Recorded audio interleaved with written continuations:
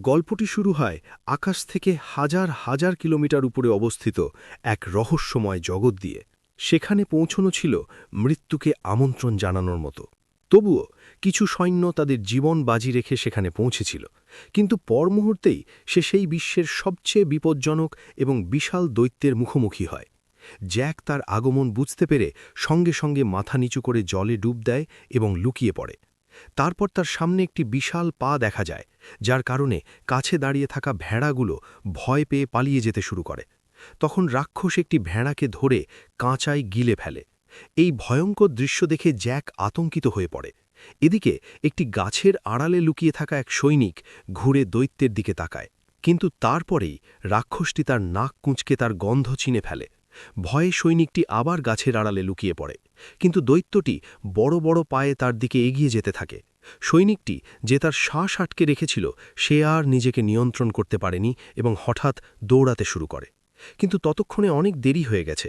সে দৈত্যের নজরে এসে গিয়েছিল। কোনো সময় নষ্ট না করে সে পুরো গাছটি উপড়ে ফেলে দেয়। সৈনিকটি তার জীবন বাঁচাতে দৌড়াতে শুরু করে, কিন্তু তার ছোট পা সেই দৈত্যের লম্বা পায়ের সামনে টিকতে পারেনি। দৈত্যটি দ্রুত গতিতে এগিয়ে এসে এক ঝটকায় তাকে অজ্ঞান করে দেয়। প্রথমবারের মতো একজন মানুষকে দেখে সে তার কাছে ঝুঁকে মনোযোগ দিয়ে দেখতে লাগল। যেই সে তাকে তুলে নিয়ে যেতে উদ্যত হয়, অমনি ক্যাপ্টেন তার তলোয়ার নিয়ে তার দিকে দৌড়ে আসে এবং তার সমস্ত শক্তি দিয়ে দৈত্যের গোড়ালিতে তলোয়ারটি ঢুকিয়ে দেয়। দৈত্যটি যন্ত্রণায় কাঁতরে পিছনে ফেরে, কিন্তু পর মুহূর্তেই সে ক্যাপ্টেনকে হালকা লাথি মেরে দূরে ফেলে দেয়। তারপর সে তার পায়ে আটকে থাকা তলোয়ারটি বের করে উভয় সৈনিককে তুলে নিয়ে খেতে চলে যায়। জ্যাক দূর থেকে এইসব দেখছিল। সেই মুহূর্তে সে বুঝতে পারে যে এখানে এসে সে কত বড় ভুল করেছে। আসলে কিছুদিন আগে জ্যাক একজন পুরোহিতের সাহায্যে অনেক জাদুকরী বীজ পেয়েছিল, কিন্তু রাজকন্যা যে তার প্রেমিকা ছিল, জ্যাকের সাথে দেখা করতে আসার সাথে সাথেই সেই বীজগুলোর একটি জলের সংস্পর্শে এসে দ্রুত বাড়তে শুরু করে, যার কারণে হঠাৎ করেই পুরো কাঠের বাড়িটি প্রচণ্ডভাবে কাঁপতে শুরু করে এবং নিচ থেকে অদ্ভুত ভীতিকর শব্দ আসতে থাকে। তারা দুজনেই এতটাই ভয় পেয়েছিল যে তারা সেখান থেকে নড়তে পারেনি, এবং তারপরে হঠাৎ মাটি ফেটে একটি বিশাল লতা ঘর ভেদ করে আকাশের দিকে উঠতে শুরু করে। এটা দেখে রাজকন্যা সঙ্গে সঙ্গে পালানোর চেষ্টা করে, কিন্তু তখন একটি টেবিল তার উপর পড়ে যায়। জ্যাক তাকে বাঁচাতে এগিয়ে যায়, কিন্তু লতাগুলো তাকে ঘরের বাইরে ফেলে দেয়। সেই মুহূর্তে হঠাৎ একটি কাঠের দরজা খুলে যায় এবং রাজকন্যা একটি পথ দেখতে পায়। কিন্তু যেই সে দৌড়ে বাইরে যেতে শুরু করে, বেল দরজা বন্ধ করে দেয়। রাজকন্যা দরজা খোলার চেষ্টা করে, কিন্তু দরজা একটুও নড়ে না। এটা দেখে জ্যাক সঙ্গে সঙ্গে লতাগুলো কাটার জন্য একটি কুঠার তুলে নেয়, কিন্তু তারপরেই হঠাৎ পুরো বাড়িটি তার শিকড় সহ উপড়ে গিয়ে আকাশের দিকে যেতে শুরু করে। একেবারে শেষ মুহূর্তে জ্যাক লাফিয়ে কিনারা ধরে ফেলে, কিন্তু লতাগুলো এত দ্রুত বাড়ছিল যে কয়েক সেকেন্ডের মধ্যে বাড়িটি হাজার হাজার মিটার উঁচুতে পৌঁছে যায়। জ্যাক তার সমস্ত শক্তি দিয়ে লতাটি কাটার জন্য কুঠার ব্যবহার করে। বেল ভাঙার সাথে সাথেই রাজকন্যা সঙ্গে সঙ্গে দরজা খুলে দেয়, কিন্তু পর মুহূর্তেই তার পায়ের নিচের কাঠ ভেঙে যায় এবং হাত ধরে থাকা সত্ত্বেও সে 10,000 মিটার উচ্চতা থেকে পড়তে শুরু করে। জ্যাক জাদুকরী লতা বেয়ে মাটির দিকে নামতে থাকে, কিন্তু পথের লতাগুলো তার গতি কিছুটা কমিয়ে দেয় এবং সে অবশেষে মাটিতে পড়ে অজ্ঞান হয়ে যায়। কিন্তু রাজকন্যার ভাগ্য ততটা ভালো ছিল না, কারণ লতাটি তাকে আকাশের ওপারে নিয়ে যায়। পরদিন সকালে জ্যাক আতঙ্কিত হয়ে ঘুম থেকে উঠে দেখে রাজা তার সামনে দাঁড়িয়ে রাজকন্যাকে খুঁজছেন। এটা দেখে জ্যাক হতভাগ হয়ে যায় এবং বাধ্য হয়ে সে পুরো ঘটনা রাজাকে জানায়। যখন জ্যাক আকাশের দিকে ইশারা করে, তখন সবাই দেখতে পায় যে একটি বিশাল লতা আকাশ চিরে সোজা উপরে উঠে গেছে। রাজা সত্যিটা জানার সাথে সাথেই তিনি রাজকন্যাকে উদ্ধার করার জন্য জ্যাক সহ একদল সৈন্য পাঠিয়ে দেন, কোনো সময় নষ্ট না করে। শীঘ্রই সবাই সেই লতার সাহায্যে উপরে উঠে মেঘের ওপারে পৌঁছে যায়। তারপর ক্যাপ্টেন এগিয়ে গিয়ে এপাশ ওপাশ করে পিছলে যেতে শুরু করে, কারণ রাজকন্যার কাছে পৌঁছনোর এটাই একমাত্র উপায় ছিল। অসহায়ভাবে জ্যাক তার ডেল্ট খুলে নিজেকে প্রস্তুত করে, কিন্তু যেই সে এগিয়ে যাওয়ার কথা ভাবছে, তখনই কাছে দাঁড়িয়ে থাকা কোঁকড়া চুলের লোকটি তাকে জোরে লাথি মেরে সামনে ঠেলে দেয়। এত উচ্চতা দেখে জ্যাকের অবস্থা খারাপ হয়ে যায় এবং মাঝপথে পিছলে যাওয়ার সময় হঠাৎ তার হাত ফসকে যায় এবং সে সোজা নিচে পড়ে যায়। কিন্তু ভাগ্যক্রমে লতাগুলো তাকে মাঝপথে ধরে ফেলে। জ্ঞান ফেরার সাথে সাথেই সে না থেমে আবার উপরে উঠতে শুরু করে। উচ্চতায় পৌঁছানোর সাথে সাথে আবহাওয়া পুরোপুরি খারাপ হয়ে যায়। চারপাশে প্রবল ঝড় এবং বজ্রপাত হচ্ছিল। তারপরে হঠাৎ একটি বজ্রপাত সরাসরি একজন সৈনিকের উপর পড়ে। যার কারণে সে পিছলে যায় এবং অন্য সৈনিকরা তার সাথে ধাক্কা খেয়ে নিচে পড়তে শুরু করে। কিন্তু শেষ মুহূর্তে একজন সৈনিক দড়িটি শক্ত করে ধরে ফেলে, যার কারণে বাকি লোকদের জীবন কোনো মতে বেঁচে যায়। কিন্তু যে সৈনিকরা নিচে পড়ে গিয়েছিল তারা এখন বাতাসে ঝুলছিল। যদি তাদের অবিলম্বে উপরে টেনে না তোলা হয় তাহলে পুরো দল বিপদে পড়তে পারে। তখন রেড্রিক তার পাশে দাঁড়ানো সাথীকে দড়ি কেটে দিতে বলে। লোকটির এই ধারণাটি পছন্দ হয় এবং সে সঙ্গে সঙ্গে তার পায়ে লুকানো ছুরিটি বের করে। নিচে ঝুলন্ত সৈনিকরা এমনটা না করার জন্য অনুনয় করতে থাকে, কিন্তু কোনো দয়া না দেখিয়ে সে দড়ি কেটে দেয় এবং ঝুলন্ত সৈনিকরা 10,000 ফুট উচ্চতা থেকে নিচে পড়ে যায়। কোনো মতে বাকি সৈনিকরা উপরে পৌঁছে যায় এবং ততক্ষণে সকাল হয়ে গিয়েছিল। জ্যাক পিছনে তাকাতেই সে পুরোপুরি অবাক হয়ে যায়, কারণ মেঘের উপরে একটি বিশাল জগৎ ছিল এবং এই দৃশ্য দেখে সবাই সেদিকে এগিয়ে যেতে থাকে।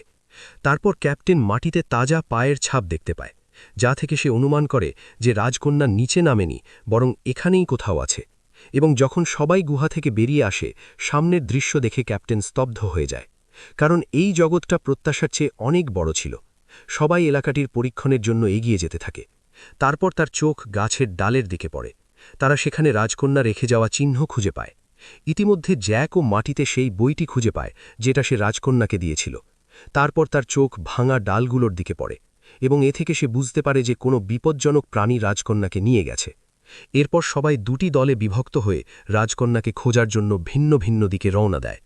পথে জ্যাক এবং তার সাথীরা রন্দিতে পৌঁছায়, যেখানে তারা মোটা তাজা ভেড়ার একটি পাল দেখতে পায়। অনেক দিন ধরে ক্ষুধার্ত থাকায় সে একটি ভেড়া রান্না করার কথা ভাবে, কিন্তু যখন তারা ভেড়াটিকে ধরার চেষ্টা করে তখন কাছেই একটি ফাঁদ দুর্ঘটনাক্রমে সক্রিয় হয়ে যায়। জ্যাক সঙ্গে সঙ্গে তার ছুরি বের করে সমস্ত শক্তি দিয়ে জালটি কাটতে শুরু করে। ইতিমধ্যে ক্যাপ্টেনও দড়ি কাটার চেষ্টা করছিল, কিন্তু তারপর তার চোখ একটি অদ্ভুত জিনিসের উপর পড়ে। কাছের সমস্ত কাক হঠাৎ ভয় পেয়ে উড়ে যায় এবং সমস্ত ভেড়াও একসাথে অন্যদিকে দৌড়াতে শুরু করে। ক্যাপ্টেনের সন্দেহ হয়, কিন্তু তবুও সে দড়ি কাটতে থাকে এবং কোনো মতে তারা দুজনেই জালের বাইরে বেরিয়ে আসে। কিন্তু তারপরেই জঙ্গল থেকে একটি ভীতিকর শব্দ প্রতিধ্বনিত হয় এবং সেই মুহূর্তে একটি বিশাল দৈত্য তাদের সামনে উপস্থিত হয়ে দুই সৈনিককে ধরে নিয়ে যায়। জ্যাক চুপচাপ দৈত্যটিকে অনুসরণ করে, যাতে সে সঠিক সুযোগ পেলে তার সাথীদের সাথে রাজকন্যাকে বাঁচাতে পারে। অন্যদিকে রেড্রিক দুই সৈনিককে নিয়ে একটি খাড়া পাহাড়ের ধারে পৌঁছায়। টাক মাথার লোকটি অনুভব করে যে এভাবে খুঁজে থাকাটা অর্থহীন এবং সে অন্য পথ খোঁজার জন্য এগিয়ে যেতে শুরু করে। কিন্তু তারপরেই রেড্রিক তার চাল চলে। আরে দেখো, ওই যে ইসাবেল! টাক মাথার লোকটি পিছনে ফিরে পাথরের কাছে আসতেই রেড্রিক সুযোগের সদ্ব্যবহার করে তাকে সোজা গভীর খাদে ফেলে দেয়। এটা দেখে রেড্রিকের বন্ধু অট্টহাসিতে ফেটে পড়ে। তারপর হঠাৎ একটি বিশাল হাত তাকে ধরে ফেলে। সেই মুহূর্তে পাহাড়ের মতো বড় একটি দৈত্য পিছন থেকে তার সামনে আবির্ভূত হয়। ভয়ে রেড্রিক মাটিতে পড়ে যায় এবং দ্রুত তার ব্যাগে কিছু খুঁজতে থাকে। কিন্তু যেই দৈত্যটি তাকে ধরার জন্য হাত বাড়াতে শুরু করে, ঠিক সেই মুহূর্তে রেড্রিক একটি উজ্জ্বল মুকুট বের করে। মুকুটটি দেখার সাথে সাথে দৈত্যরা সেখানে থেমে যায়, যেন কোনো অদৃশ্য শক্তি তাদের আঁকড়ে ধরেছে। আসলে এটি একটি জাদুকরী মুকুট ছিল।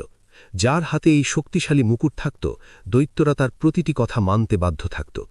ইতিমধ্যে জ্যাক দৈত্যটিকে তাড়া করতে করতে তার আস্তানায় পৌঁছে যায় এবং সেখানকার দৃশ্য দেখে অবাক হয়ে যায়, কারণ চারপাশে সুন্দর জলপ্রপাত এবং উঁচু পাহাড় ছিল, যা স্বর্গের চেয়ে কম কিছু লাগছিল না। সেখানে দুই মাথাওয়ালা দৈত্যটি রাজকন্যাকে একটি খাঁচায় বন্দী করে রেখেছিল।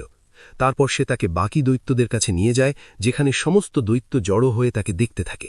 তখন যে দৈত্যটি ক্যাপ্টেন এবং মোটা সৈনিকটিকে ধরেছিল সেও ফিরে আসে। সে তাদের দুজনকে এনে খাঁচার কাছে ফেলে দেয়। এটা দেখে দুই মাথাওয়ালা দৈত্যটি সন্দেহ করে যে হয়তোবার এখানে আরও মানুষ উপস্থিত। তাই সে মাটিতে পড়ে থাকা একটি মোটা সৈনিককে ধরে তার ঘাড় মোটকে দিয়ে জীবন্ত গিলে ফেলে। দৈত্যটি তখন তার বর্মটি থুতু দিয়ে ফেলে দেয়। কিন্তু যেই দৈত্যটি ক্যাপ্টেনকে হুমকি দেয় যে সে রাজকন্যাকেও খেয়ে ফেলবে, তখনই কাছ থেকে একটি শব্দ আসে যা সবার মনোযোগ আকর্ষণ করে। আসলে সেই শব্দটি আর কারো নয়, সেই বিশ্বাসঘাতক রেড্রিকেরই ছিল। আজকের ভিডিও এতটুকুই।